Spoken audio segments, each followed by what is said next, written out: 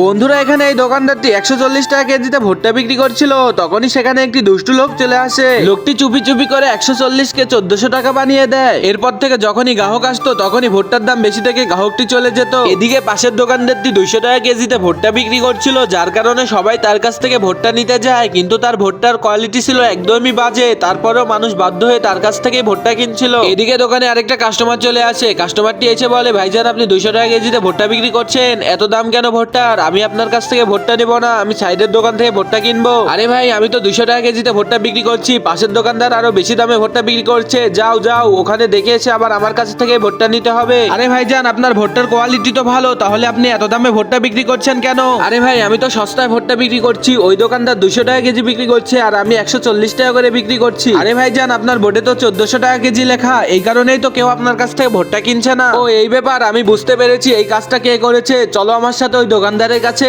ওই দোকানদারকে আজকে উচিত শিক্ষা দেব। আসেন ভাইজান আসেন, বলছিলাম না ভুট্টা আমার কাছ থেকেই নিতে হবে? হ্যাঁ, তোর কাছেই তো আসতে হবে, তুই বেশি দামে নষ্ট ভুট্টা বিক্রি করছিস আর আমার বোর্ডের দাম বাড়িয়ে দিয়েছিস। আজকে তো তোকে আমি শেষ করেই ফেলবো, মারো এটাকে।